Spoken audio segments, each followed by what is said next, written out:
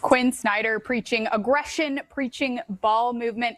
Greg Kessler, this Hawks team led in the regular season all NBA teams in assists per game, averaging over 30 assists per game, 25 tonight. How can they move the ball a little bit better and score more effectively? Again, I think it comes down to just being patient and working the shot clock and not feeling like you have to take every three that might seem open. Driving the ball to the hoop, kicking it out. Oftentimes will buy a shooter that's open a little more time to set himself and knock down the shot, shoot it confidently. There were stretches in this game where they did pass it well, and they were cutting and they were moving it, and everybody on the floor was a threat. That's what you ultimately want. You want everybody, every position to be a threat to score the ball. But I just felt like maybe too often it became one-on-one basketball, and going against a team like New York, especially the way they were playing, that was playing right into their hands. They invited that. And I agree with Coach Snyder. If they can figure out a way to get a few more running opportunities so that you're not having to work out of the half court exclusively, that too will help. And especially on the road, it'll help that shooting percentage. It'll take some stress off the half court game. Well, game one was thrilling to watch. Game two will be exciting. We are just getting started here on NBA TV and the NBA app. More coverage from Madison Square Garden when we come back. Plus, we'll look ahead to what's happening as action is underway in Los Angeles. Don't go anywhere. We will be right back. For the Rockets. So what did we see from there, Greg? We've been waiting for role players to emerge. Of course, you expected and got a big game from LeBron James, but then a lot of role players doing a lot of scoring. Yeah, we talked about this while the game was going on, and you and I agreed that the Lakers not having Luka and Reeves was damaging, obviously, but it's probably hard to really measure how much Houston missed the presence of Kevin Durant, not just for his scoring, but for his leadership, his experience in these situations. Hey, maybe LA doesn't do what they do without LeBron. And Houston needed the veteran, the guy that's been around, the guy that's won championships and done everything and seen everything, needed him available tonight. So it had to be just devastating in their mindset, I think, to find out earlier that they would not have Kevin Durant. They were going to have to open up on the road against the team that had LeBron James. We're going to talk a little bit more about our leading scorer, Luke Kennard, and his 5-for-5 shooting night from long range. But first, let's talk about the guys that were out there in support, starting with LeBron James. You mentioned him. He flirted with a triple-double here in game one. He was super effective. And then on the other hand, we talked about Alperen Şengün and the Rockets. We were going to need a huge performance from one of them in the absence of Kevin Durant. Şengün flirted with the triple-double of his own, but again, not quite enough. No Rocket scored over 20 in this one. Where were they lacking most to you outside of course, missing their leading scorer in Durant? Well, I think for the most part, it's hard to appreciate. I mean, what Durant would have done for his teammates. Şengün was good tonight. He's better when Durant is out there on the floor, when the focus for the opposition's defense is on Durant.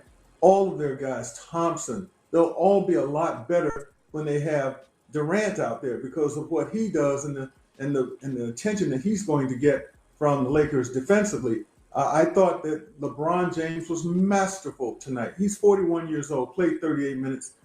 What he's doing right now defies logic. No one has ever done what he's doing right now at this age. He looks 10 years younger out there. You know, his mobility, his quickness, but his smarts. He's one of the smartest players to ever play this game. He truly plays it like a coach on the floor, and that's valuable to his teammates, and especially guys like Luke Kennard, who you just mentioned a moment ago. He makes the game so much easier for others, and by way of that, he makes them better in a lot of ways. And without Luka Doncic, they were going to need someone to distribute the ball at a high level. LeBron James, as you mentioned, at age 41, 13 assists to go along with his 19 points and 8 rebounds. What did you see from King James overall tonight? Well, I saw him directing out there on the floor. I saw him taking the pressure off of others. I also saw him, again, calming things down when they needed to be. He didn't rush anything. He was a study in patience. He was very methodical in his approach. He sees the floor entirely. That's why he was able to get 13 assists, including that beautiful one late in the game to Ayton down low. What he does for a team, hard to measure it often, sometimes in numbers, though the numbers were there tonight, both for him individually and for his teammates. They shoot 61%.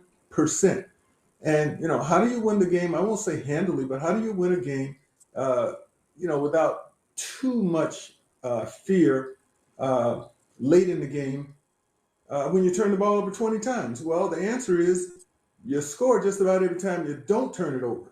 The 20 turnovers is alarming, but it was not fateful for them because they were so precise and so good when they weren't turning it over. 29 assists, and they shoot 61%. That is amazing, especially when you consider they were without Luka Doncic and without Austin Reeves. We're going to hear from both head coaches following this one. Let's start with the winning team. Lakers head coach J.J. Redick is addressing reporters now.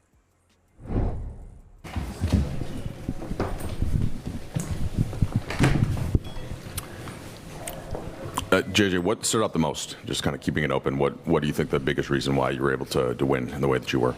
Just thought we were really poised as a team. We had a great next play mentality. Wasn't a perfect game. None of these games are going to be perfect. Got contributions from a lot of people in a lot of different ways, and made enough winning plays despite the turnovers and the offensive rebounds. LeBron has said in the past that sometimes game one can be a feel-out game, but tonight was a little bit, he said on the court, was a little bit more focused, like he kind of understood the moment and what needed to happen. What did you see from him throughout and just kind of leading through the game? Yeah, I mean, he displayed great leadership throughout, and I think, we talked all week, about being connected offensively and trusting the pass, and he led us there in the first half, getting 10 assists, and then was able to make some scoring plays down the stretch. Just a fantastic overall game from him, and he gave us all he had on the defensive end. I mean, he really exerted himself on both ends, and that's what the playoffs are. JJ, I don't want to make any assumptions, but I assume a fair chunk of your time this past week was building a defense that was going to try to stop or slow down Kevin Durant. Yeah, you're not going to stop Kevin Durant. How much of an adjustment, to go back to my question about adaptability earlier, was it for you and your staff to kind of figure out what you were going to do once you guys got the KD news? And then I guess, what did it say about your team's ability to kind of take that and put it into application? Yeah, I don't think it affected our mentality. Again, this is all we've talked about for 2 months is just our playoff mentality, and it's you can't worry about who's in or out of a lineup. It's our game plan, it's our standards, it's how we play, and we've built towards that. And I thought our guys just responded well and met the moment. I mean, that's the biggest thing. You got to meet the moment in every game, and they were able to do that. There's a lot that you have to do with Kevin, and you just kind of scrap that and you move on to all the other stuff we worked on.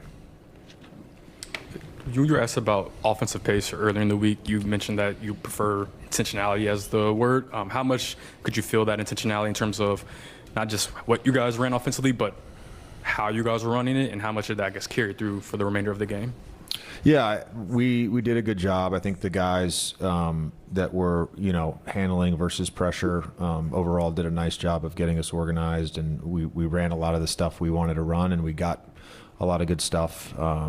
When we did shoot the ball, we were efficient. We missed some free throws, but again, this is going to be can we take care of the ball? Over the course of 7 games, can we take care of the ball, and can we limit their offensive rebounds?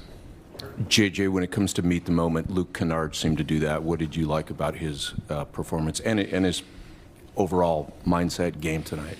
Yeah, I just like that he was aggressive shooting threes. I mean, he played a fantastic basketball game, but there are a couple shots that he's hesitated on or got the next thing. I mean, he just played really aggressive tonight and did a nice job. I mean, I don't know what our overall numbers were, but we came in at halftime and we had one of our highest paint touch rates of the entire season, and his ability to just kind of get to the next thing and turned the corner on off-ball stuff and touched the paint for us, and it just there's a snowball effect to that. We played a really good game. JJ, that was a really controlled and disciplined offensive night for you guys almost the entire night, outside of a couple minutes leading into the halftime. Yeah. Was there a message to kind of correct whatever happened? Yeah, a lot of those were in transition. I mean, 6 were in the last 5 minutes, and we had, I think, 4 possessions in a row, 3 of which were in transition. And we want to look for transition opportunities, but we can also slow it down and execute and get what we want. We don't have to force them.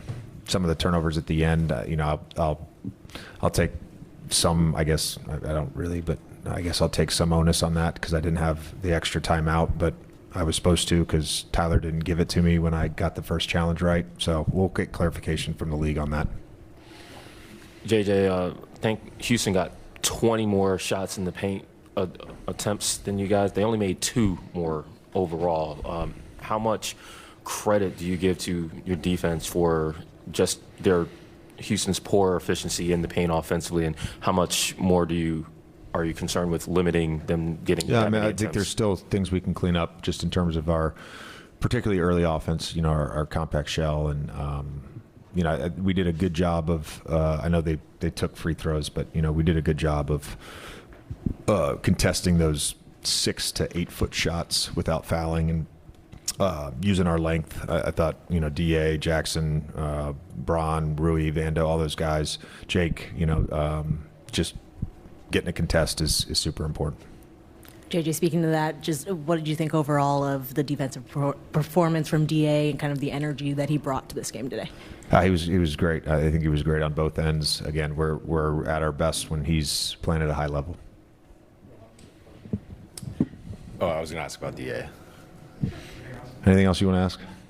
Anything else? Oh, just I guess with the defensive rebounding, what did you see? Because you said earlier in the week that you knew that they're going to get offensive rebounds as part of their profile, but yeah, what could you do better on that end? Well, I think they normally always have one of their athletic wings, and it's usually Thompson down in the dunker, particularly on paint shots. A lot of times teams that are high volume 3-point shooters that also crash, i.e. Golden State, i.e. Phoenix, those teams, they're crashing from the perimeter. A lot of times they're crashing within a very compact shell, and so it makes it difficult. I think we've just got to continue to be physical, and we had a number of really good possessions, and if they're missing, there's naturally going to be, you go to at halftime, they had I think 7 offensive rebounds on 26 missed shots, and so that's well below their season average for offensive rebound rate. So we did a good job in the first half. I think that and the turnovers from the second quarter on is really where we kind of got mucky with the game. Thanks, guys.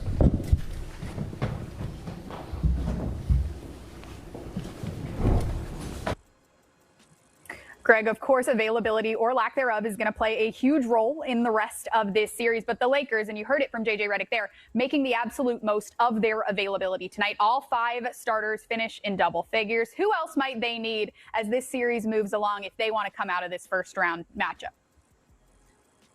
Well, this game sort of reminds me of the game with New York and Atlanta. Not a heck of a lot coming off the bench. They had 4 guys that played in the game, and they had 13 points from those 4 guys. So I don't know that I see that changing. And I don't know if Luka, will be available next time out. We don't know. But what we saw tonight from the Lakers is especially, again, and I can't emphasize this enough, with LeBron James and his intelligence, his way of seeing the floor and making the best plays for his teammates and choosing when the right time is to go and get his own. That's going to be critical, and I think again they're going to hang heavily on the production from their starters, which they did get tonight. I thought Ayton was very, very good. He had a 19.11 rebound double. He's a former first pick in the draft. A lot of people forget that, but when you get him the basketball, when you make him a priority, and he had to be a priority tonight when they're losing almost 55, 60 points a game from 2 guys, everybody had to step it up a little bit, and he certainly did his part in that regard, shooting a high percentage, making himself available, playing big, and scoring when he had his opportunities. I've always liked Rui Hachimura. You remember there was a player many years ago, not many years ago, but Danny Granger. Hachimura kind of reminds me of him a little bit. A guy that's very talented offensively, and you throw the 3-point shot in there, which Hachimura can hit. He's been very good for the Lakers doing his stretch there, especially a couple of years ago, I think it was, when they got to the conference finals and lost to Denver the year that Denver won the title. Luke Kennard just off the charts tonight. And Luke is a guy who, it's funny, a guy that can shoot as good as he can, and a coach has to tell him to be aggressive.